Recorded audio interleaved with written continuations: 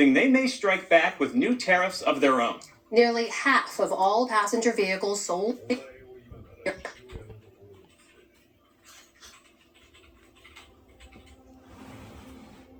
price it for consumers.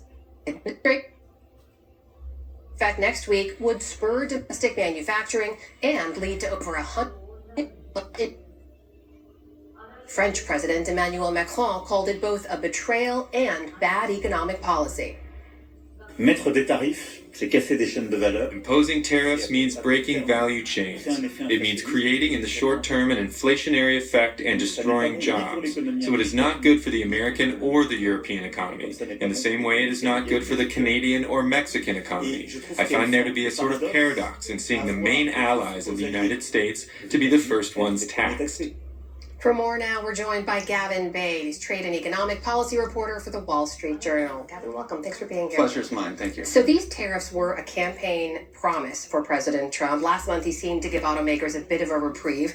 Now that they've been officially announced, and as he says, now that they're permanent, what kind of reaction are you hearing from people in the industry? Today, I think, was a lot of surprise, confusion, and trepidation. Very few people, even those very close to the White House, expected that these tariffs would be unveiled yesterday. We thought that maybe they would come after the April 2nd tariff deadline when we're going to see a lot more duties. But they did roll them out yesterday, and it's really hard to overstate what a momentous moment this is for the U.S. automaking sector and the global automakers. Probably the biggest disruption since COVID and perhaps since the North American Free Trade Deal was signed in the early 90s. So hard to overstate the impact here. Well, it was welcome news we saw to the United Auto Workers Union. They called this, quote, a long overdue shift away from a harmful economic framework. And they said, quote, thousands of good-paying blue-collar auto jobs could be brought back to working-class communities within a matter of months. Gavin, what do we know about that? Is that true?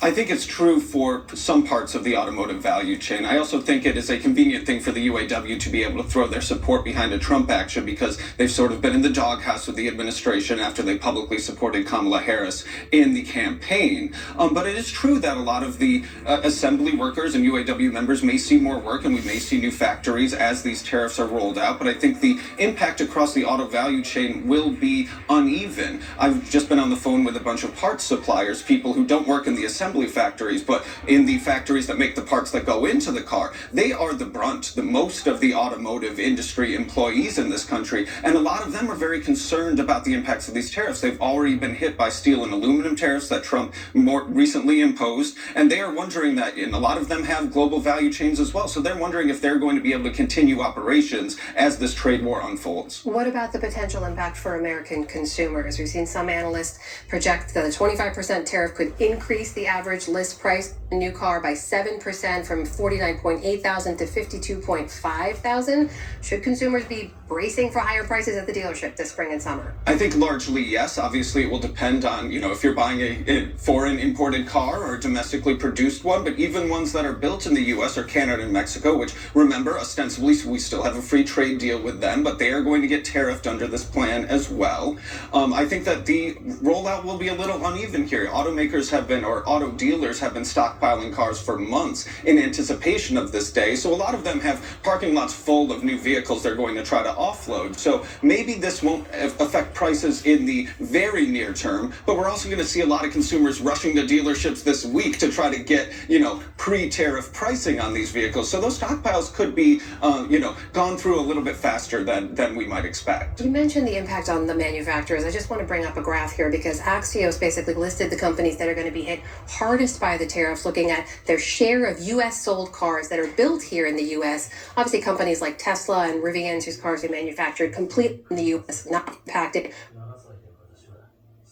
Volvo, Mazda, Hyundai, they're going to be hit the hardest. But the tariffs hit the people in the middle of that list, too. American manufacturers, the big three, Ford, GM, and Stellantis. Gavin, are they positioned to navigate this?